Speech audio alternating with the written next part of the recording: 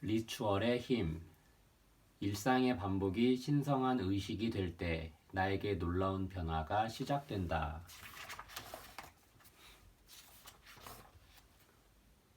언제 규칙을 따라야 하는지 가르쳐 주신 아버지와 규칙을 바꾸는 법을 가르쳐 주신 어머니께 이 책을 바칩니다. 서문. 현대인은 분열의 시대를 살고 있다. 학자들의 연구에 따르면 가족, 이웃, 직장 동료, 교회 등과 같은 안정적이고 지속적이었던 공동체가 지금은 경제적, 사회적 영향으로 인해 자신의 직업과 지역, 우정, 결혼에만 일시적으로 헌신하는 사람들이 늘어나고 있다. 심층적이고 역사적인 이유 때문에 사람들의 정체성도 점점 더 분열되고 있다. 우리는 과거보다 복잡하고 풍부한 정신적 정체성, 성적 정체성, 민족적 정체성을 가지고 글로벌화된 세상에 살고 있다. 이런 단편화 시대에는 권리와 자유 상승, 권력을 쥔 여성의 증가, 예술 형태와 정보의 민주화, 동성애 혐오와 성차별, 최근의 식민지 정복 역사를 규정한 인종차별주의에서 빠르게 벗어나고 있는 것 등 칭찬할 것들이 많다. 그러나 한편으로는 걱정해야 할 것도 많다. 그중 가장 걱정스러운 부분은 사람들이 공동체의 부재를 느낀다는 것이다. 연구에 따르면 미국과 전 세계의 평균적인 시민들은 그 어느 때보다 외로움을 느낀다고 한다. 친구도 적어졌다. 차를 타고 통근하거나 온라인 피드를 스크롤하면서 과도한 시간을 소비한다. 사람들에 대한 신뢰도는 낮아졌고 전보다 더 열심히 일한다. 불과 10여 년 전 많은 이들이 열광하며 맞이한 기술이 연결과 공유를 위한 유토피아적이고 디지털적인 신세계가 아니라 이제는 불안과 외로움, 끝없는 비교와 감시로 정의되는 다른 종류의 신세계를 만들어내고 있다. 단편화 시대가 불안의 시대를 연 것이다. 이런 단편화는 정신적, 육체적 비용을 현저하게 증가시켰다. 심리학 교수인 나는 캘리포니아 대학 버클리에서 강의하면서 온라인 강좌, 디지털 콘텐츠, 그리고 내가 운영하는 사이언스 오브 해피니스라는 팟캐스트를 통해 수십만 명의 사람들에게 행복의 과학을 가르친다. 그리고 이 일을 20년 동안 하면서 받은 가장 중요한 질문 중 하나는 어떻게 해야 더 깊은 행복을 찾을 수 있을까라는 것이다. 과학은 더 많은 공동체를 찾아라. 다른 이들과의 관계를 심화시켜라. 의미 있는 방식으로 다른 사람과 함께하라. 삶을 체계화할 수 있는 리추얼을 찾아라 같은 추상적인 답들만 들먹인다. 그렇게 하면 행복이 증진되고 더 큰 기쁨을 얻을 수 있으며 심지어 기대 수명도 10년이나 늘어난다고 말한다. 그런데 나는 이러한 방법을 통해 관계와 공동체 그리고 리추얼 의식을 형성하는 깊이 있고 실용적이며 원칙적인 방법을 찾기 힘들었다. 하지만 이제는 가능하다. 우리의 이해에 새로운 빛을 비춰주는 캐스퍼 터카일의 책 리추얼의 힘에서 공동체를 통해 삶에 더 큰 의미를 부여하는 로드맵을 찾을 수 있다. 그 로드맵의 첫 번째 단계는 일상적이고 세속적인 리추얼, 항상 규칙적으로 행하는 의식과 같은 일, 옮긴 일을 만드는 것이다. 내 생각에 리추얼이란 인류의 진화에 의해 형성되고 문화적 진화를 통해 문화의 일부가 된 연민, 감사, 경외, 행복, 공감, 황홀감 같은 도덕적인 감정을 실행하는 패턴화되고 반복적인 방식을 뜻한다. 2018년 여름, 나는 캐스퍼에게 일상 속에서 리추얼을 어떻게 실천해야 하는지에 대해 배웠다. 그는 내가 파리에서 가장 좋아하는 성당인 제르맹 데 프레에서 열린 의식화된 체험 행사에 나를 초대했다. 조명이 켜진 실내로 들어가기 전에 우리는 성당 주위를 시계 방향으로 돌면서 명상적인 걷기가 만들어낸 소리와 이미지의 흐름을 받아들였다. 성당 안에 들어가 좌석에 앉기 전에 자신이 아끼는 누군가를 위해 무릎을 꿇고 조용히 묵상, 기도하자고 제안했다. 스테인드 글라스 창문의 무늬와 색상을 바라보면서 나뭇잎, 나무의 다채로운 색, 호수에 비치는 모습 등 자연의 패턴과 아름다움을 생각했다. 내 시선은 마치 하늘의 구름을 우러러보듯이 성당의 꼭대기 부분까지 올라갔다. 나는 조용한 감동을 느끼면서 가슴에 십자를 그었다. 나는 신앙심이 깊지는 않지만 이 책 곳곳에 소개된 이런 간단한 리추얼을 통해 차분함과 경외심, 심지어 은총까지 느꼈다. 리추얼은 진화 과정에서 사람들에게 주어지고 문화적 진화를 통해 정교해진 가장 큰 능력의 패턴을 만든다.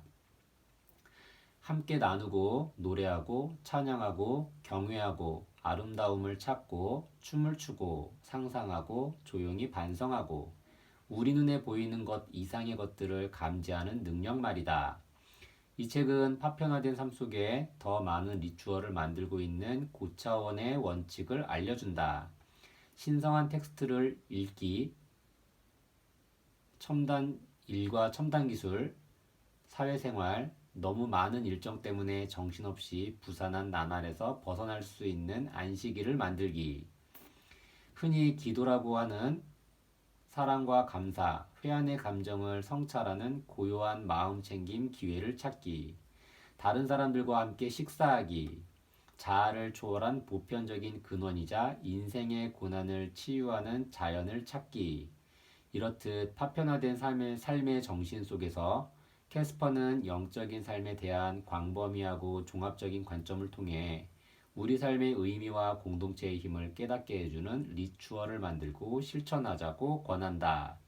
캐스퍼는 더 도전적인 전망을 제시하기도 한다. 당신이 사회생활을 하면서 이미 본능적으로 만들어낸 리추얼과 공동체를 일깨우는 것이다. 인간은 어딘가에 소속되려는 생물학적 욕구가 있다는 사실을 과학자들이 증명했다. 독방에 감금되었을 때처럼 주변에 공동체가 없으면 정신을 놓아버리기도 한다. 그래서 사람들은 활발하고 열정적으로 리추얼을 찾거나 만들어낸다. 나는 20년 동안 무릎 연골이 닳도록 길거리 농구를 했다. 캘리포니아의 산타모니카에서 매사추세츠주의 브록턴, 프랑스의 여러 도시에 이르기까지 내가 가본 거의 모든 도시에서 농구를 했다. 누구하고든 시합을 했다. 심지어 나는 그렇게 숙련된 선수도 아니었다. 그러다가 마침내 농구를 그만둬야 했을 때 가장 그리웠던 것은 득점이나 가끔 거둔 승리가 아니라 길거리 농구를 할 때 사람들을 뭉치게 하는 리추얼이었다. 주먹 인사, 다양한 형태의 항의와 뉘우침, 축하와 춤, 농구장에서 5명이 함께 움직이는 의례적인 패턴, 이 모든 게 숭고하다. 캐스퍼의 훌륭한 이 책은 이미 삶의 일부가 된 리추얼을 보고 느끼면서 우리의 정신을 공동체적 사고방식으로 바꿀 수 있게 한다.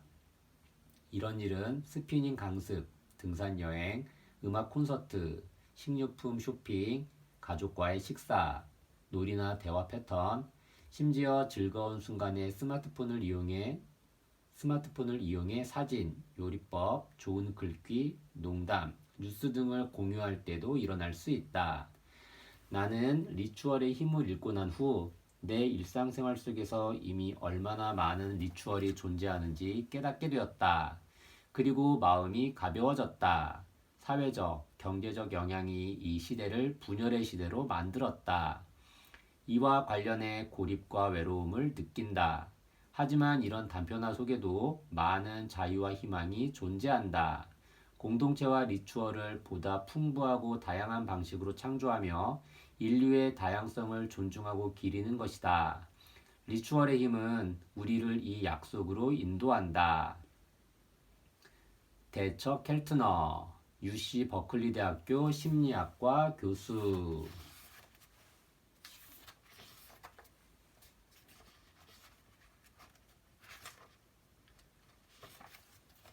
도입, 패러다임 변화. 나는 10대 때 유부간 메일 1998년 개봉한 미국 로맨스 코미디 영화 옴기니가 역대 최고의 영화라고 확신한다. 맥 라이언과 톰 행크스가 연기한 캐슬린 켈리와 조 폭스는 인터넷 채팅방에서 만난다. 그들이 서로에 대해 아는 것이라곤 둘 다 책을 좋아하고 뉴욕을 사랑한다는 것뿐. 다른 것은 아무것도 몰랐다. 서로의 진짜 이름조차도. 그 둘은 자신의 비밀스러운 두려움과 아픔, 그리고 희망을 이메일로 주고받으면서 사랑에 빠진다. 심지어 아무에게도 말하지 않는 일들까지 모두 공유한다. 이것이 온라인 익명성의 가장 좋은 점이다. 서로 밀접하게 연결되어 있는 동시에 더없이 안전하다고 느끼는 것이다. 당시 나는 영국의 기숙학교에서 테스토스테론이 넘쳐나는 10대 소년 50명과 함께 살고 있는 꼬마였다. 다른 학생 3명과 함께 쓰는 침실을 쓱 한번 둘러보기만 해도 당신이 알아야 할 사실들이 전부 드러난다. 방 안 오른쪽 벽에는 반쯤 벗은 슈퍼모델 포스터가, 왼쪽에는 무시무시한 가면을 쓴 밴드 슬립낫의 사진이, 그리고 내 자리에는 아가사 크리스티 전집이 놓여 있었다. 당연한 얘기지만 나는 럭비팀에 선발될 만한 아이는 아니었다. 축구나 다른 스포츠팀도 마찬가지다. 결국 내 성향에 맞는 아이들과 친해지고 싶어서 에어로빅 수업에 참여했지만 그건 또 다른 이야기다. 나는 항상 외로웠다. 산책을 나갈 때면 미용사 흉내를 내면서 내가 다녀온 휴가에 대해 큰 소리로 물어보는 척했다. 또 사바나에서 자기보다 힘센 동료에게 항복하는 모습을 보이는 개코 원숭이처럼 상급생들에게 구운 누텔라 샌드위치를 만들어주면서 환심을 사려고 애썼다. 그러니 사랑과 관계, 즐거움에 관한 그 영화가 왜 내게 그토록 큰 의미가 있었는지 짐작할 수 있을 것이다. 그리고 중요한 것은 유부간 메일의 두 주인공은 마지막까지 실제로 만나지 않는다는 것이다. 영화는 실제 사랑보다는 그에 대한 약속을 담고 있다. 나는 그런 관계를 갈망했다. 나는 유부간 메일을 여러 번 다시 보았다. 이 영화는 내게 이젠 단순한 영화가 아니라 그 이상의 의미를 갖는다. 내가 그 영화에 의미를 부여했기 때문이다. 나는 유부간 메일을 언제 어떻게 봐야 하는지와 관련해 매우 구체적인 규칙을 정해두었다. 반드시 혼자 봐야 하고 항상 하겐다즈의 프랄린 크림을 한 통 준비해야 했다. 이 영화는 무슨 영화를 볼까 라면서 들뜬 마음으로 영화를 고르는 게 아니라 지금 지독한 상실감과 외로움을 느끼고 있어서 이 슬럼프에서 벗어나려면 내가 가진 모든 걸 동원해야 한다는 기분이 들 때 보는 영화다. 내 심장에는 주문 같은 어떤 선들이 새겨져 있다. 등장인물들은 내가 세상에서 되고 싶은 사람 혹은 되고 싶지 않은 사람의 모습을 보여주는 토템이다. 대부분의 사람들에게는 그냥 뻔한 로맨스 코미디 영화일 뿐이겠지만 내게 유부간 메일은 신성한 존재다. 이것이 바로 이 책에서 다루는 내용이다. 우리가 매일 반복하는 일에 의미를 부여하고 리추얼화하여 독서나 식사처럼 평범한 일상까지 영적인 실천으로 만드는 것이다. 나는 이에 대해 5년 넘게 연구하고 수많은 사람들과 수천 번의 대화를 나눈 결과 현대인들이 패러다임 전환의 한복판에 있다고 확신하게 되었다. 우리가 지금까지 당연하다고 생각했던 과거의 경험치들이 더 이상 통하지 않는다는 얘기다. 사람들은 이제 16세기의 천문학자들이 지구가 아닌 태양을 태양계의 중심에 놓고 우주의 모습을 다시 상상해야 했던 것처럼 신성하다는 것이 무엇을 의미하는지 근본적으로 다시 생각해 볼 필요가 생긴 것이다. 이러한 패러다임의 변화는 두 가지 이유로 일어난다. 첫째는 이전에 제기된 가정을 반박하는 새로운 증거가 나오고 있기 때문이다. 예를 들어 찰스 다윈의 종의 기원이 진화에 대한 사람들의 생각과 성경에 대한 인식 변화에 지대한 영향을 미친 것처럼 말이다. 둘째는 오래된 이론이 사람들이 던지는 새로운 질문에 더 이상 답을 제시하지 못하기 때문이다. 종교나 관계에 관한 생각이 급격하게 변화하고 있는 오늘날 의미 부여와 공동체의 새로운 모습들이 나타나고 있으며 영성의 전통적인 구조도 우리 삶의 모습을 따라잡기 위해 고군분투하고 있다. 나는 당신이 이미 행하고 있는 연결을 위한 행동을 인식하는 데 도움을 주기 위해 이 책을 썼다. 즉, 의미, 성찰, 안식처, 기쁨의 경험을 심화할 수 있는 습관과 전통이 이미 당신 몸속 깊숙이 내재되어 있다. 그것들은 좋아하는 책을 읽거나 지는 해를 바라보거나 예술작품을 만들거나 촛불을 켜거나 하이킹을 하거나 명상을 하거나 다른 사람들과 춤추고 노래하는 과정을 통해서 심화할 수 있다. 그것이 무엇이든 간에 관심이 있는 것부터 시작하자. 그러면 가장 중요한 것과 관계를 맺을 때 어떻게 광범위한 문화적 변화가 일어나는지 알 수 있다. 사람들에게 도움을 사람들에게 도움이 되어야 할 종교적 전통은 소기의 목적을 달성하지 못한 경우가 많다. 설상가상으로 많은 종교는 우리를 적극적으로 배제하고 있다. 그러므로 새로운 길을 찾아야 한다. 기존에 존재한 최선의 것들을 바탕으로 삶의 의미에 대한 새로운 이야기를 통해 자기 자신을 발견할 수 있다. 특정한 종교적 신념을 지지하지 않더라도 우리가 이 책에서 살펴볼 실천 방안들은 일상적인 의식이든 아니면 연례 전통이든 상관없이 전부 현대인의 영적인 삶에 도움이 되는 것들이다. 이런 선물과 지혜는 대대로 전해져 온 것이다. 이제 그것을 해석할 차례다. 지금 여기에서 당신과 내가 이 일을 함께 하게 되어 정말 기쁘다. 새로운 공동체의 출현. 나는 7년 동안 사람들이 종교를 떠나는 게 그들의 영성이 부족해서는 아니라는 것에 대해 탐구했다. 하버드 신학교의 사역혁신연구원인 나는 동료인 앤지 서스턴과 함께 종교의 변화에 대해 연구했다. 앤지와 나는 사람들이 세속적인 공간에서 공동체를 형성하여 전통적인 종교기관이 하던 기능을 수행하는 모습을 기록한 우리는 어떻게 모이는가라는 논문을 발표했다. 앤지와 나는 수백 차례의 인터뷰와 현장 방문, 그리고 많은 자료를 통해 종교적인 역할을 수행하는 것처럼 보이는 세속적인 공동체를 계속 조사했다. 우리는 어디를 가든 누구와 얘기를 하든 당신은 어디에서 원하는 공동체를 찾는가라고 묻는 것이 습관이 되었다. 이러한 질문에 사람들은 노벤버 프로젝트, 그룹 뮤즈, 코세차, 터프머더, 그라운디드 등과 같은 자신들이 활동하고 있는 다양한 단체의 이름을 말했다. 앤지와 나는 그들의 대답에 여러 번 놀랐다. 하지만 정말 놀랐던 것은 크로스핏, 여러 종류의 운동을 섞어 단기간에 고강도로 행하는 운동 방법, 옮기니 라는 답이 나올 때였다. 사람들은 크로스핏을 단순한 공동체라고만 얘기한 것이 아니었다. 크로스핏은 내 교회다라는 말이 후렴구처럼 따라다녔다. 하버드 경영대학원 학생인 알리 후버리와 인터뷰를 했을 때 그녀는 이렇게 말했다. 크로스핏 박스 헬스클럽은 내 전부다. 크로스핏을 통해 남자친구와 친구들을 만났다. 크로스핏은 가족이고 사랑이며 공동체다. 크로스핏을 통해 만난 사람들이 없는 내 삶은 상상할 수도 없다.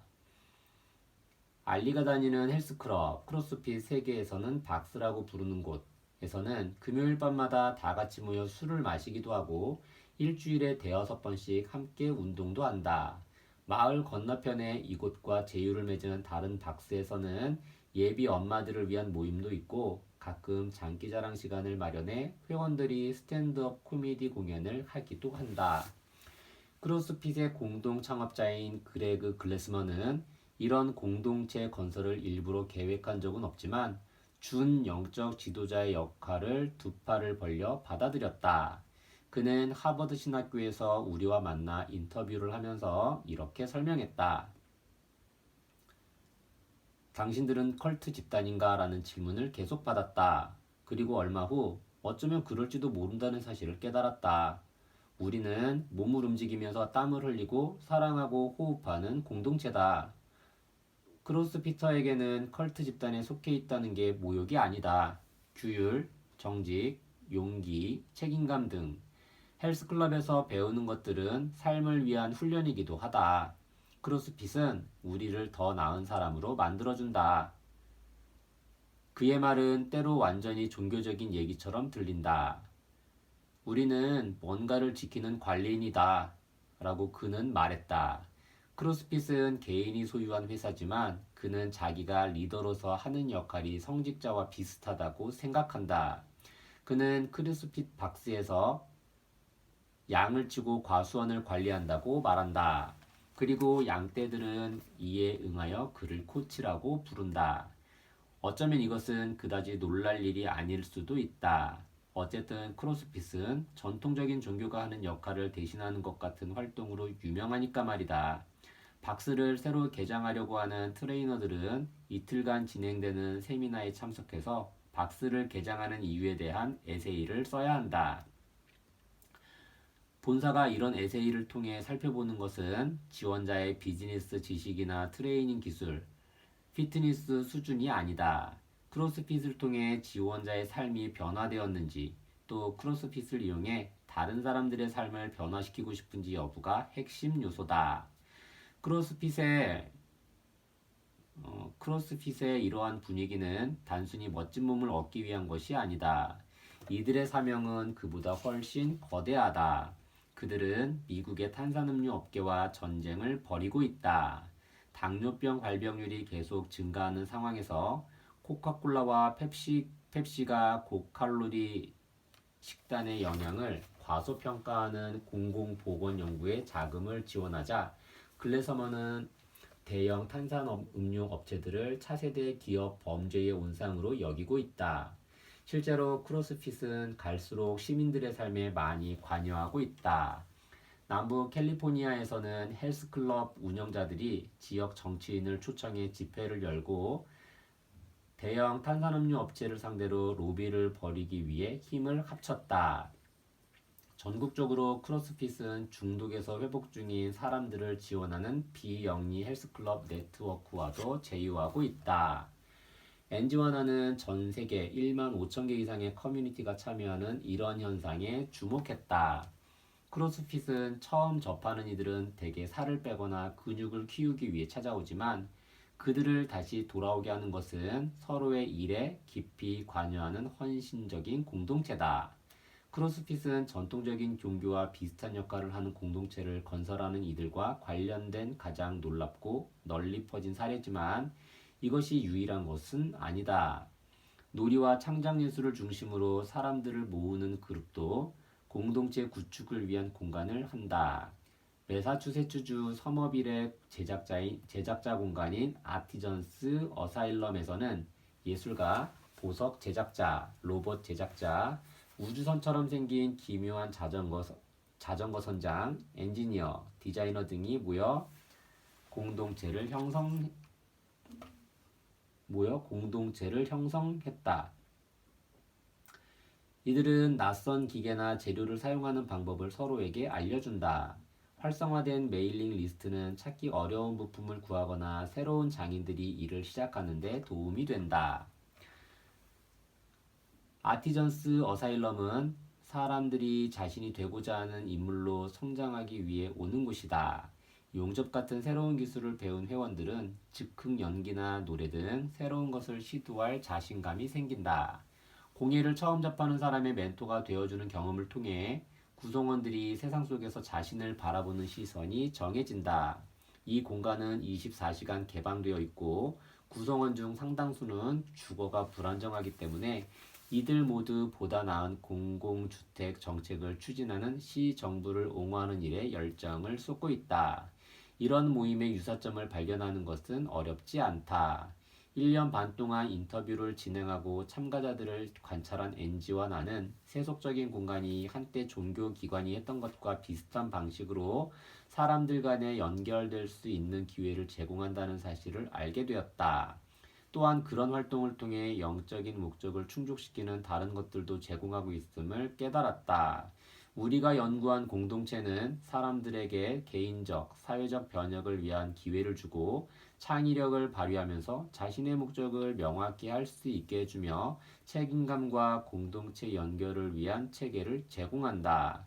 그리고 이런 공동체 리더들은 신뢰와 존경을 받게 되면서 구성원들이 가장 궁금해하는 인생의 의문과 변화에 대해 여러 질문을 받게 됐다. 우리는 요가 강사와 미술 강사들이 결혼식과 장례식을 집전하고 사람들이 건강 문제나 관계 파탄을 겪을 때 의사나 목사가 아니라 피트니스 전문가에게 상담한다는 얘기를 들었다. 한 소울사이클 강사는 어느 일요일 오후에 단골 고객에게서 남편과 이혼해야 할까요? 라는 문자를 받은 적이 있다고 한다. 공동체 리더들은 이런 중대한 인생 전환에 대처하기 위한 정규 교육을 받지 않았고 마음의 준비도 되어 있지 않았지만 어쨌든 최선을 다했다.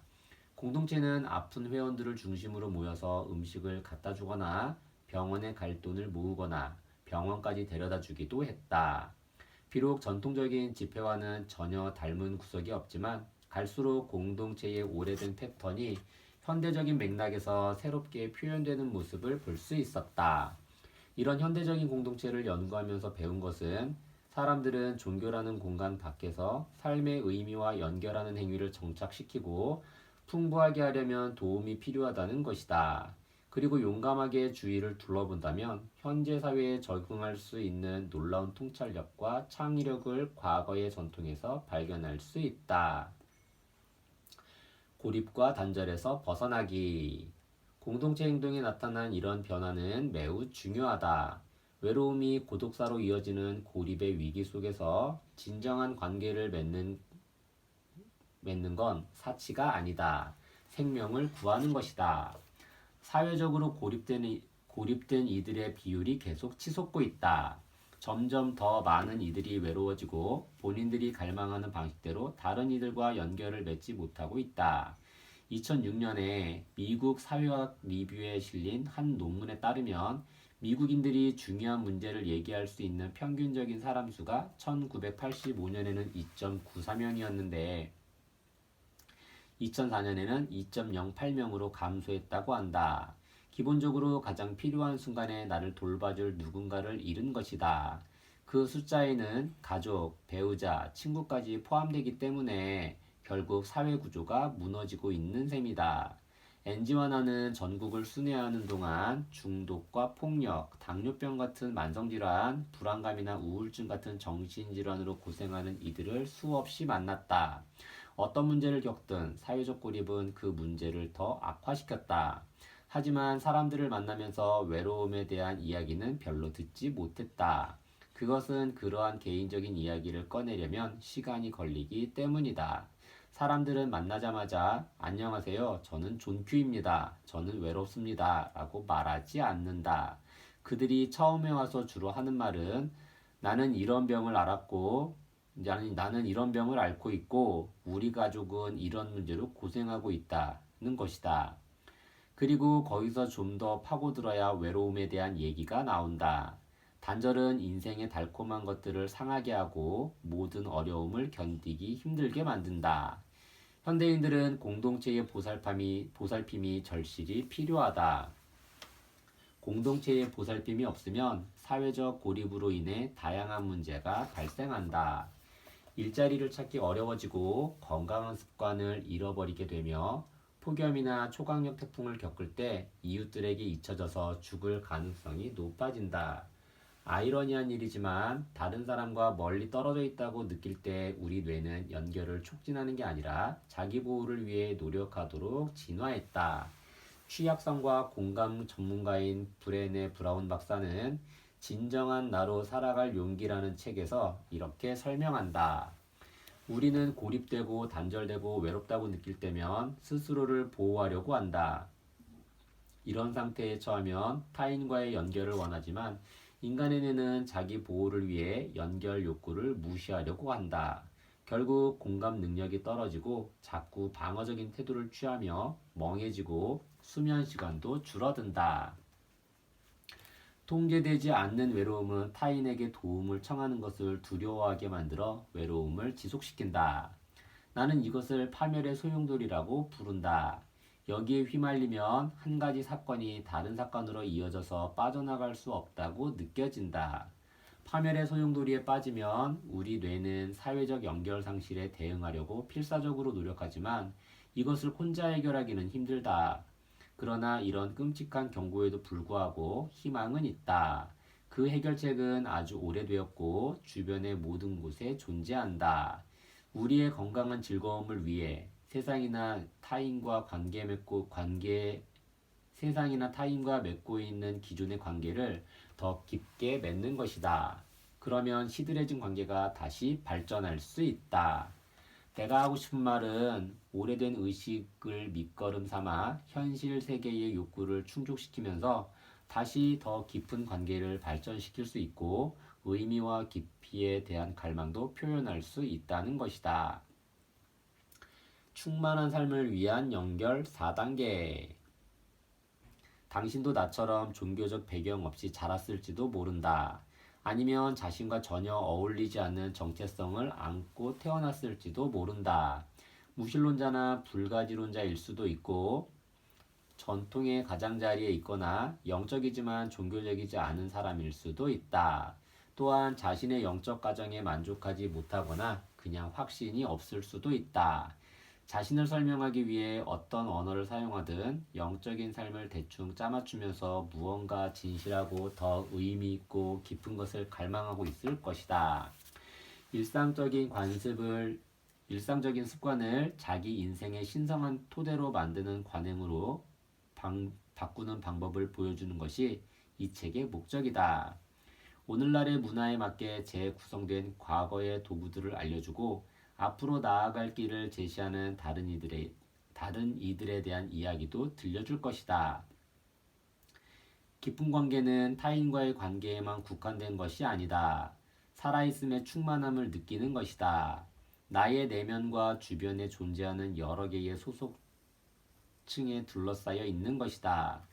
이 책은 당신의 연결 리추얼을 4단계에 걸쳐 심화시키기 위한 초대장이다. 자신과의 연결, 주변 사람들과의 연결, 자연과의 연결, 초월자와의 연결. 각각의 연결층은 다른 층을 강화한다. 그래서 자기가 이 4개 층을 가로질러 깊이 연결되어 있다고 느끼면 마치 일상이 풍부한 의미의 격자 구조 안에 있는 것처럼 느껴진다. 그로 인해 우리는 더 친절하고 관대해질 수 있으며 치유되고 성장한다. 이 각각의 층은 세상의 많은 지혜와 전통에서 나온 통찰력에 뿌리를 두고 있다. 수천 년 동안 이런 전통이 공동체를 유지시켜 왔고 사람들이 상실을 슬퍼하고 기쁨을 축하하도록 도왔다. 세계의 위대한 신화는 혼돈과 재앙을 도덕적인 관점에서 이해하도록 도와줬다. 전통에 참여하는 것이 약간 긴장되긴 하겠지만 거기에는 배울 게 많다. 물론 이런 과거의 전통이 확립된 이후로 바뀐 것들도 몇 가지 있다. 이제 우리는 태양이 어떻게 뜨고 지는지, 홍수가 어디에서 발생하는지, 지하에는 뭐가 있는지 설명하기 위한 신화가 필요하지 않다. 대신 새로운 질문이 있다. 하루 24시간 스트레스를 받는 세상에서 어떻게 진정한 휴식을 찾을 수 있을까? 항상 더 많은 것을 요구하는 경제계에서 충분함이 무언지 어떻게 기억할 수 있을까? 불의에 맞서기 위한 용기를 어떻게 길러야 할까? 이 책에서 다루고 있는 내용이 바로 이러한 질문에 대한 답들이다. 1장에서는 진정한 자아와 연결되도록 도와주는 2가지 일상적인 습관인 신성한 독서와 안식일에 대해 살펴볼 예정이다. 2장에서는 다른 사람들과 깊이 연결되도록 돕는 2가지 신성한 도구로 함께 먹고 운동하는 걸 제안한다. 3장은 순례와 전례 달력을 재해석해서 자연과 보다 가깝게 연결될 수 있는 방법에 대해 얘기한다. 4장은 기도를 새롭게 구성하고 지원과 책임을 위한 소그룹에 정기적으로 참여하면서 신성한 힘과 연결되면 어떨지 살펴본다. 마지막으로 5장은 우리 모두가 태어날 때부터 소속감을 원한다는 사실을 상기시킨다. 이 책에서는 내가 정신적으로 연약했을 때 시도했던 여러 가지 방법을 공유할 생각이다. 그중 일부라도 독자들의 여정에 실질적인 도움이 되기를 바란다.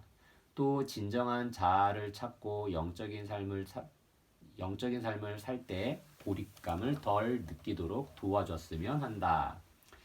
이 책이 정신적으로 튼튼한 삶을 살기 위한 당신만의 방식을 만들 때 의지할 수 있는 원천이 되기를 바란다.